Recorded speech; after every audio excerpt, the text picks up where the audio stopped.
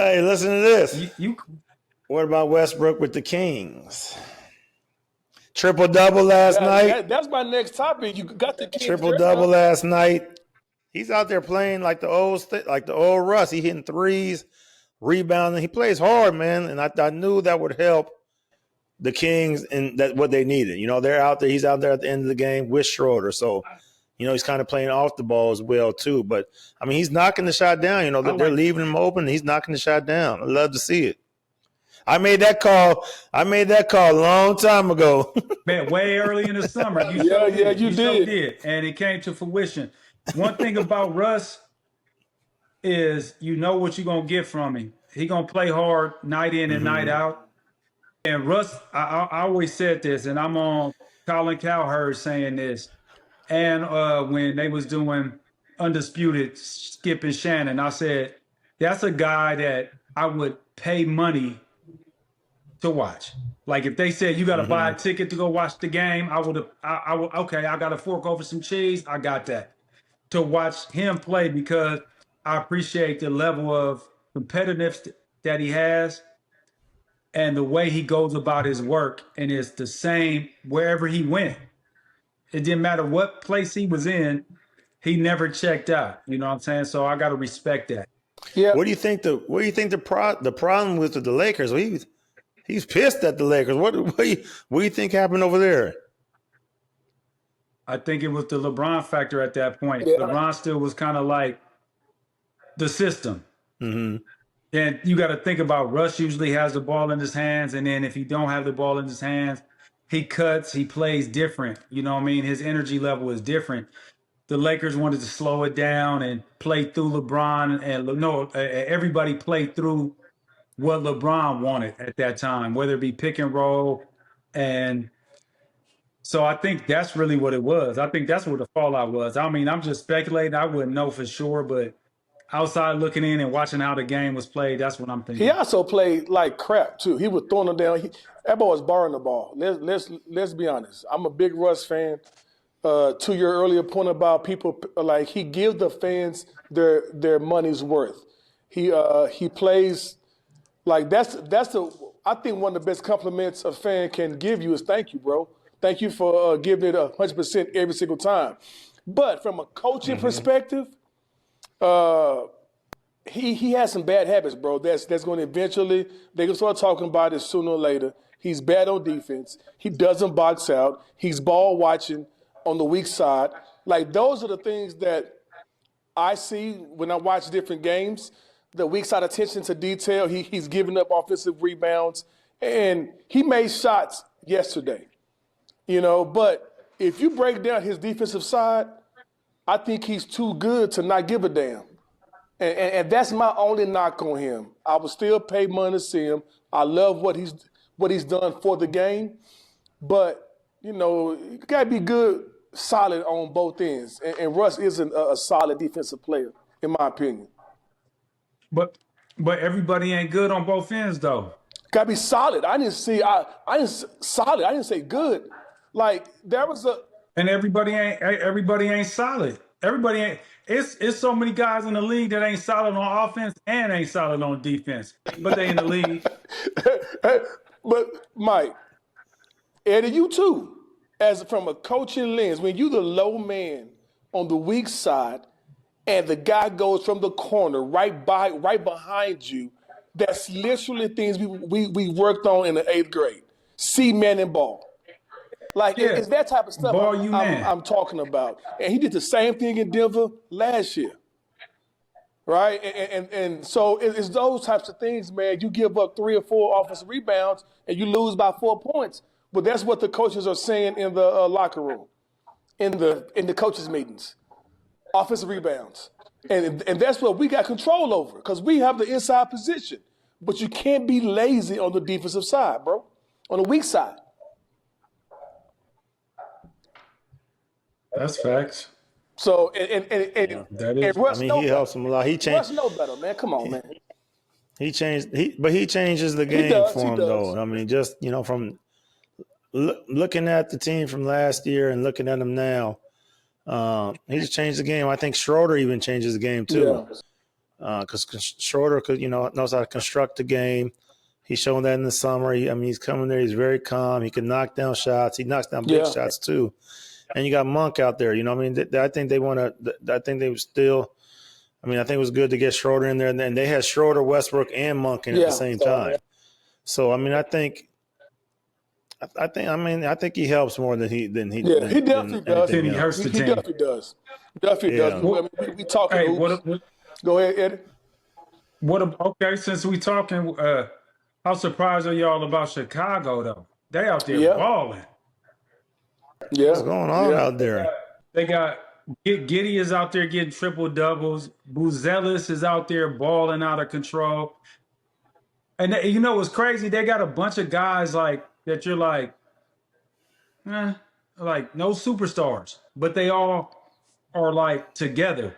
They're one of those teams that's kind of like, I'm not going to compare them to OKC because OKC is champs, but the beginning of OKC's run when everybody was like so connected. Yep. It's almost like that kind of vibe that they got going on over there. So I'm very surprised because at the beginning of the season, I would have said no one had them in. Yeah, nobody had them. I think they're first in the East right now. Yeah. I think they got the best record in the East. I'm not surprised because of Billy Donovan. And Billy Donovan coaching a bunch of young guys works. Now him coaching some old school vets that are stuck in their ways, maybe not so much. But for him to coach a bunch of young guys, that's what he did at the collegiate level, obviously, and he was very successful. So to have him coming back to the pros and the GMs, give them some credit too, because they was real bad for a long time. And they got rid of Zach and made some trades and got some young talent in. So hats off to them as well. But I'm not surprised because Billy Donovan is a hell of a coach, man. Can they withstand that though? Still early, right? Can they withstand that? That is the question. Can they put it together for the full season? Are they going to be healthy? They're young, so they should be healthy, you would think. But putting it together for 82 games, that remains to be seen. I was talking a lot of stuff about how good the Clippers going to be and they may win it. I'm going to go ahead and is it redact or retract that? Hey, you going to abandon ship? Oh, hell yeah. Man, I'm getting back on OKC's ship, man. I made some calls and they're gonna let me back. He's gonna go back with the number one team, huh? You're gonna go back with the number 10. You know what? You guys influence him.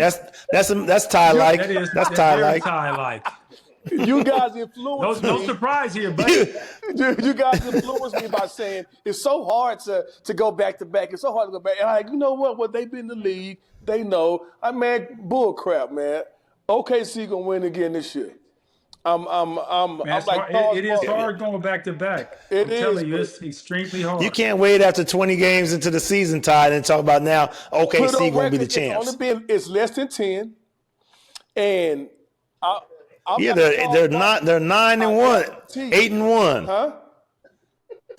They just lost. They're 8-1.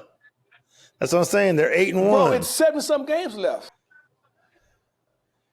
You can't. That's like saying the Super Bowl come up, but shit. I knew they was going to win. I knew the Eagles was going to win.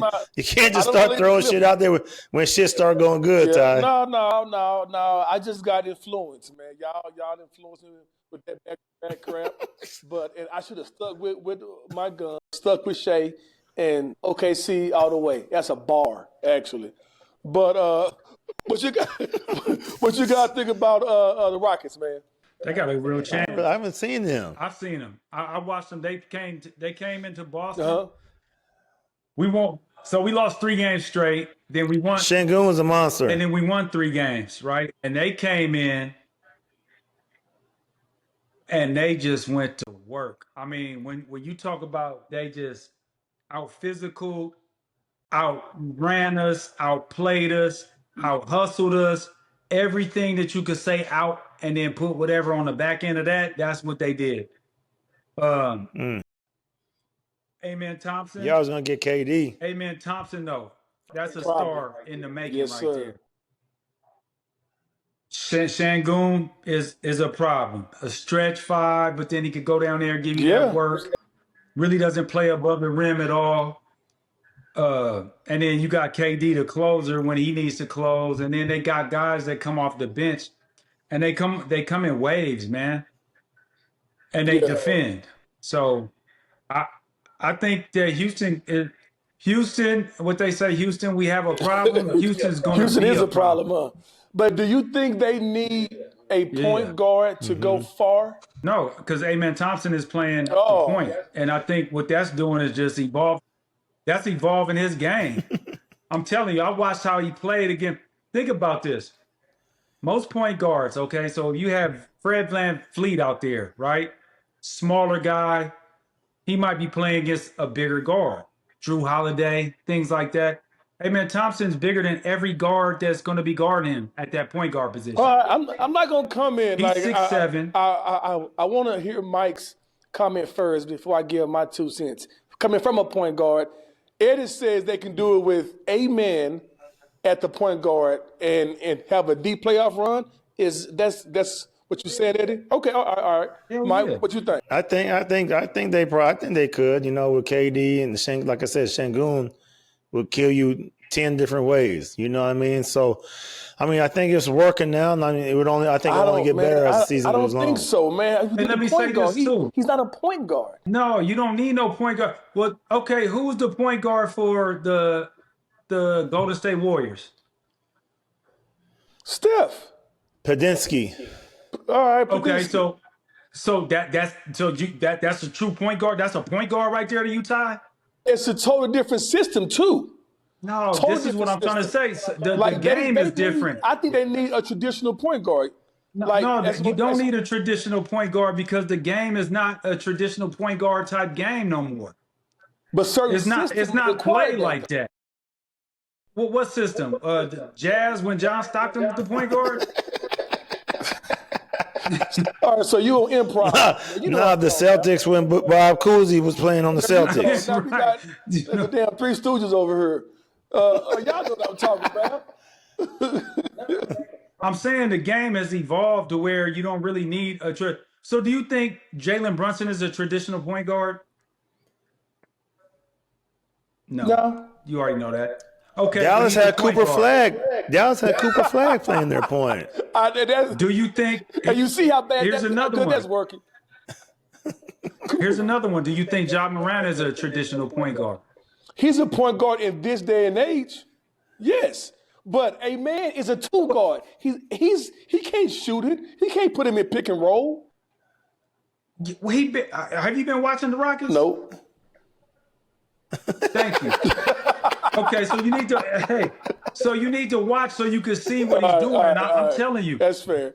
What Ime is doing with him, and forcing him to play that point guard position because of default, because of VanVleet, is going to change this young man's trajectory of just being stuck in like this is where you play at to where he could do a whole bunch of different things.